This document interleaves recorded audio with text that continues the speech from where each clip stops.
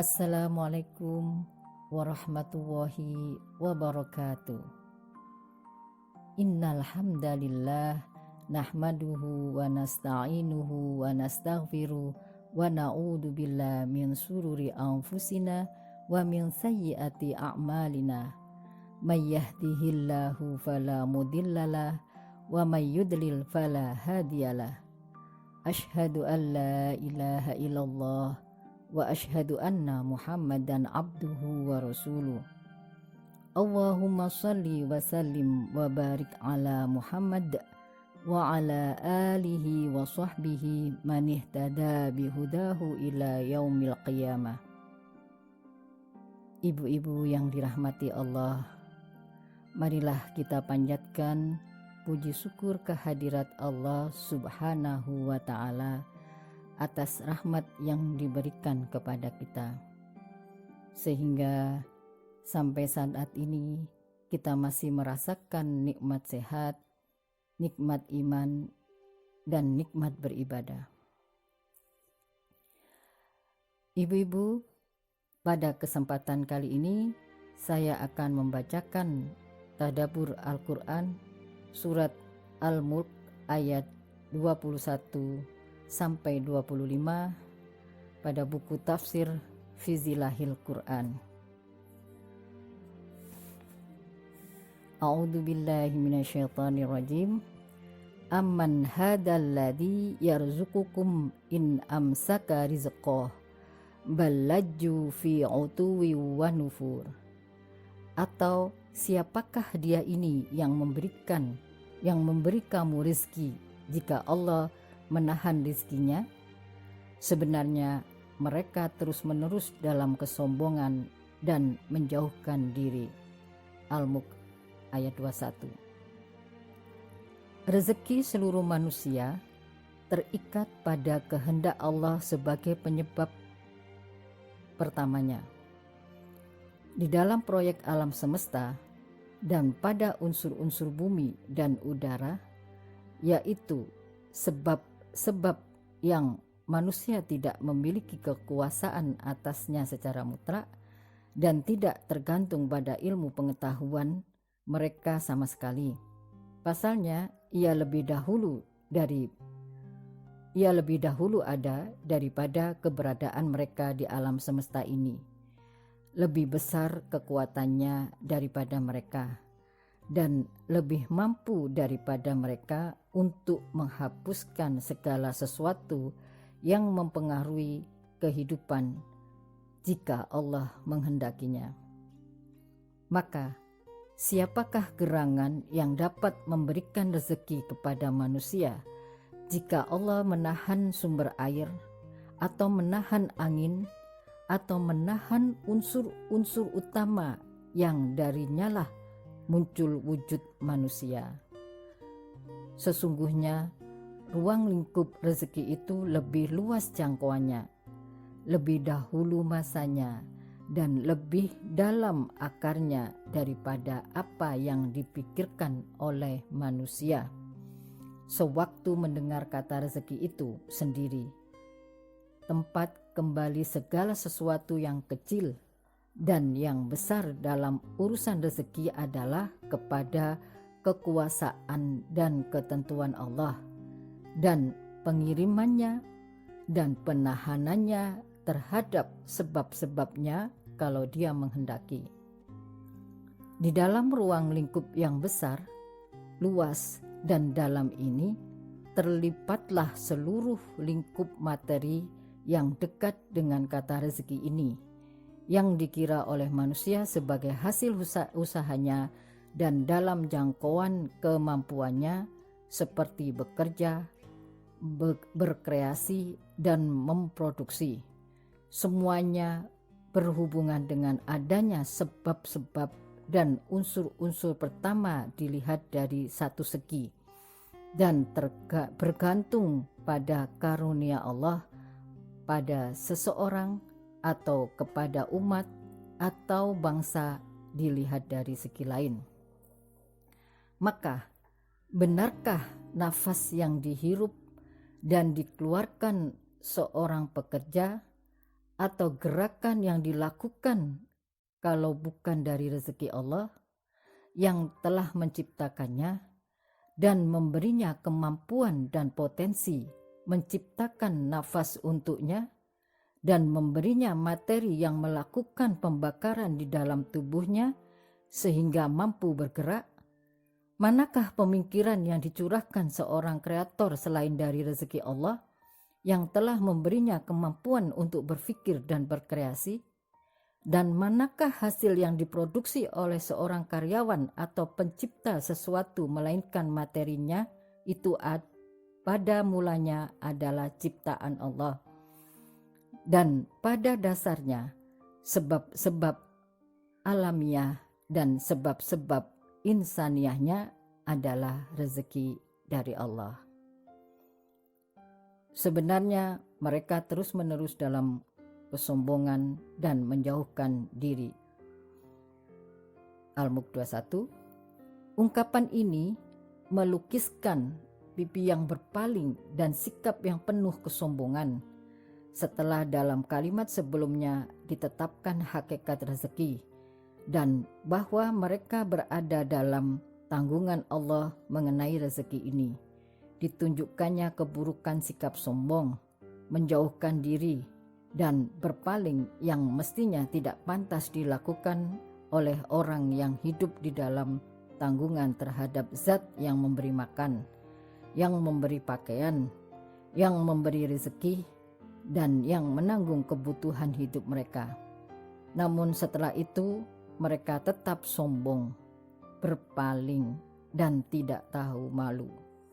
Ini adalah lukisan terhadap hakikat jiwa manusia yang berpaling dan menjauh dari seruan ke jalan Allah. Mereka melampaui batas dan sombong, berpaling dan menjauhkan diri dan lupa bahwa mereka ciptaan Allah dan hidup karena karunia-Nya. Juga lupa bahwa mereka tidak punya kekuasaan sedikit pun untuk mewujudkan diri, kehidupannya, dan rezekinya. Di samping itu, mereka menuduh Nabi Muhammad SAW dan para pengikutnya sebagai orang yang sesat. Mereka menganggap diri mereka lebih mendapat petunjuk jalan hidupnya, sebagaimana yang dilakukan oleh orang-orang seperti mereka terhadap para penyuruh ke jalan Allah di setiap zaman. Oleh karena itu, dilukiskanlah kepada mereka kenyataan kondisi mereka dan kondisi kaum mukminin dalam pemandangan yang hidup yang memproyeksikan keadaan yang sebenarnya. Afamay yamsi mukiban ala wajhihi ahda ammay yamsi sawiyan ala siratim mustaqim. Maka apakah yang berjalan terjungkal di atas mukanya itu lebih banyak mendapat petunjuk, ataukah orang yang berjalan tegap di atas jalan yang lurus? Al-Mulk 22. Orang yang berjalan terjungkal di atas mukanya itu boleh jadi memang benar-benar berjalan terjungkal dengan muka di bawah, bukan dengan kakinya yang berdiri lurus sebagaimana wajarnya ciptaan Allah, atau mungkin ia tergelincir di jalan lalu terjungkal di atas mukanya, kemudian bangkit lalu tergelincir lagi. Baik yang ini maupun yang itu adalah kondisi yang menyakitkan, menyengsarakan, sulit dan membahayakan, tidak menyampaikan kepada petunjuk, kebaikan dan tujuan. Nah, apa artinya kondisi orang yang jalannya demikian dibandingkan dengan kondisi orang yang berjalan tegak lurus di jalan yang tidak bengkok dan tidak menggelincirkan, sedang sasarannya jelas terpampang di hadapannya?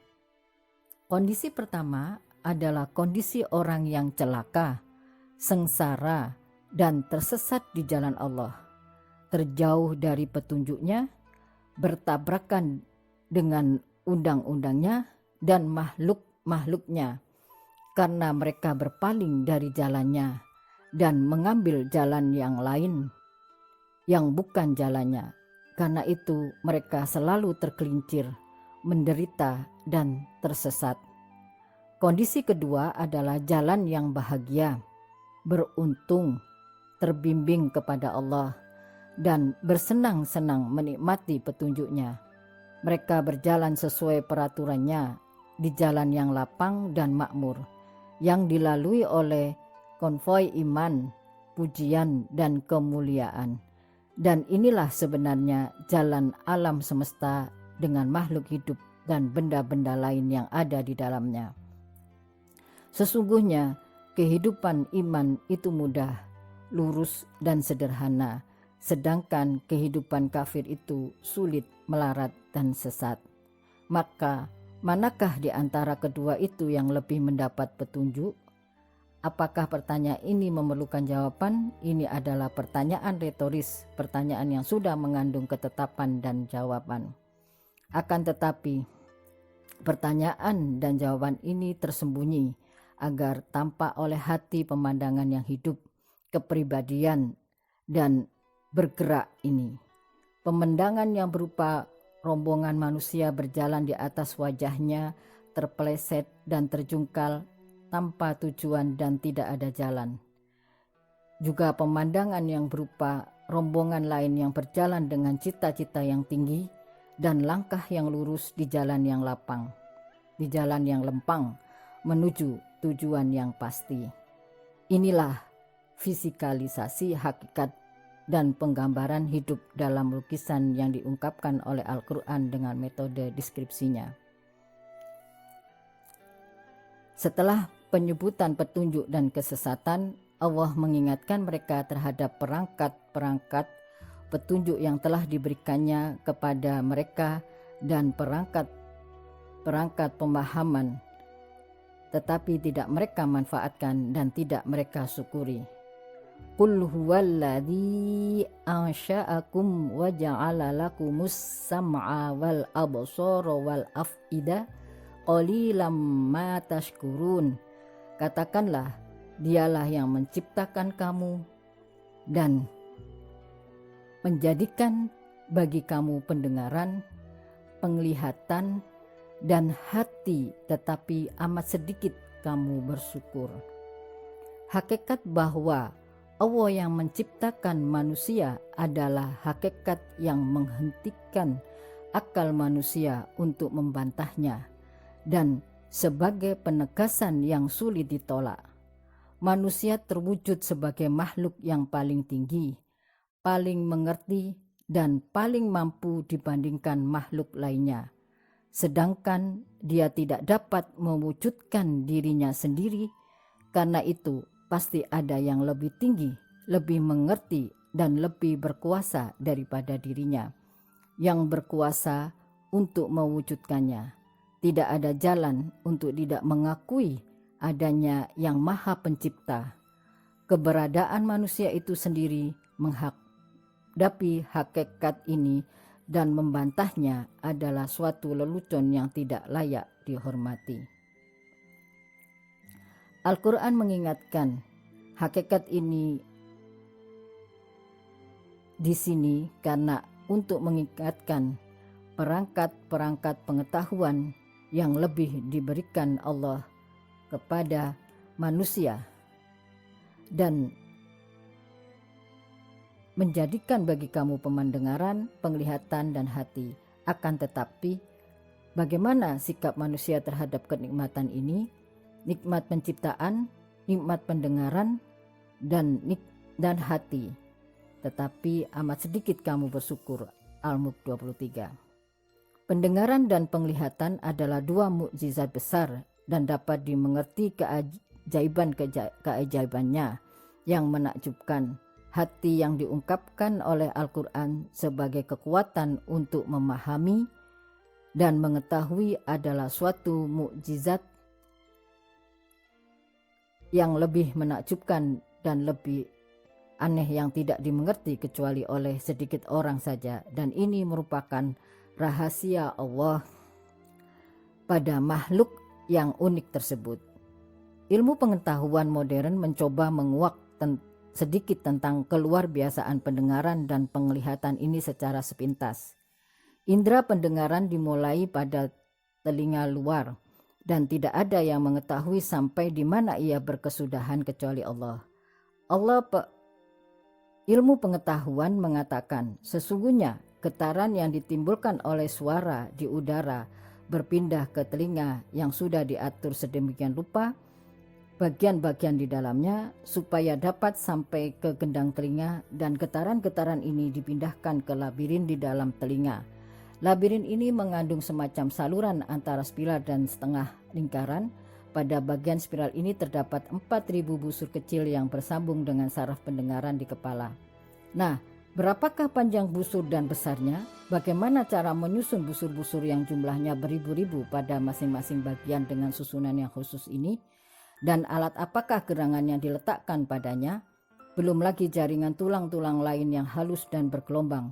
Semua ini berada dalam labirin yang hampir tak terlihat.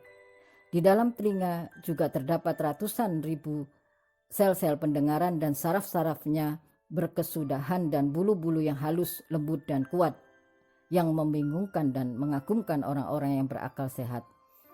Pusat indera penglihatan adalah mata yang mengandung 130 juta saraf penerima cahaya, dan mata itu terdiri dari selaput mata, keras, kornea, plasenta, dan retina yang semua itu berada dengan saraf-saraf lain yang banyak jumlahnya.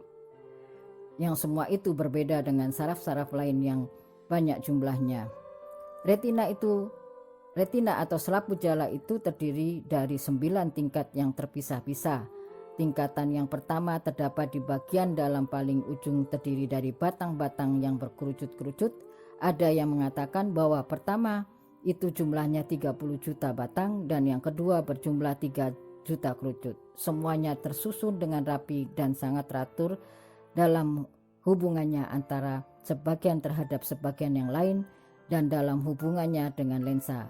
Itulah lensa mata Anda yang berbeda-beda ketebalannya. Karena itu berkumpullah semua cahaya di titik api, dan manusia tidak akan melakukan yang demikian itu dalam benda apapun dari satu jenis seperti kaca misalnya. Adapun hati, maka dia adalah unsur khusus yang dengannya lah manusia menjadi manusia. Ia adalah kekuatan untuk memahami, membedakan, dan mengerti sesuatu. Dan karenanya lah manusia menjadi khalifah di dalam kerajaan yang luas ini.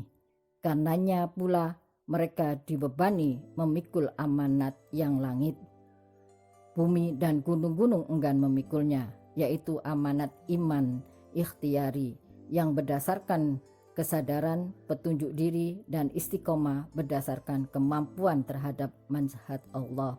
Tidak ada seorang pun yang mengetahui materi kekuatan ini. Pusatnya di mana? Di dalam tubuh atau di luarnya, karena ini adalah rahasia Allah pada manusia yang tidak ada seorang pun yang mengetahuinya. Selanjutnya diingatkanlah mereka bahwa Allah tidak menciptakan manusia dan diberinya keistimewaan ini secara sia-sia dan kebetulan belaka, tanpa maksud dan tujuan apa-apa.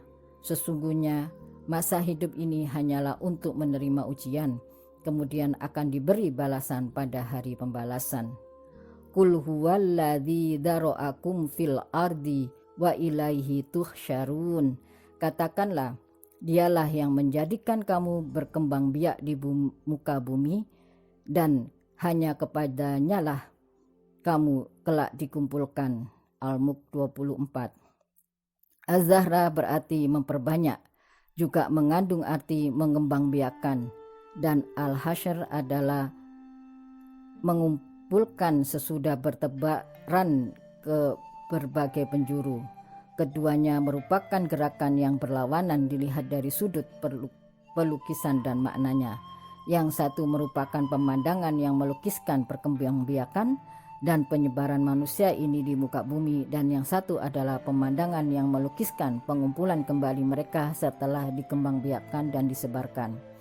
Keduanya disebut dalam satu ayat untuk menghadapkan kedua pemandangan ini pada perasaan dan bayangan menurut metode Al-Quran, dan untuk mengingatkan manusia yang bertebaran di muka bumi ini bahwa di sana ada kesudahan yang mereka pasti sampai di sana, yaitu berkumpul dan berhimpun menjadi satu.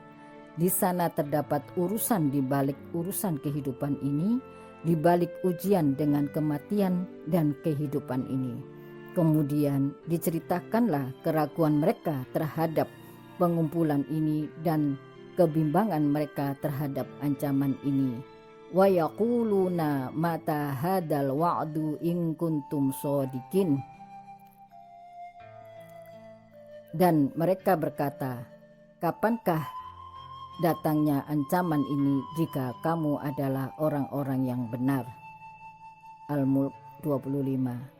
Ini adalah pertanyaan orang yang ragu-ragu dan bimbang, dan dapat juga sebagai pertanyaan orang yang mempermainkan dan melecehkan, karena pengetahuan terhadap waktu dan kapan terjadinya apa yang diancamkan ini tidak akan dapat mengajukan atau menunda kejadiannya, dan tidak ada hubungannya dengan hakikat. Hari itu adalah hari pembalasan. Sesudah diuji, sama saja bagi mereka apakah hari berkumpul atau kiamat itu akan datang besok pagi atau jutaan tahun lagi. Yang penting dia pasti datang. Mereka akan dikumpulkan pada hari itu dan akan diberi pembalasan terhadap apa yang mereka lakukan dalam kehidupannya dulu. Demikian ibu-ibu pembacaan Tadabbur Quran surat Al-Mulk ayat 21 sampai 25. Semoga bermanfaat. Nasrum minallah wa fathun qarib wa basyiril mu'minin. Assalamualaikum warahmatullahi wabarakatuh.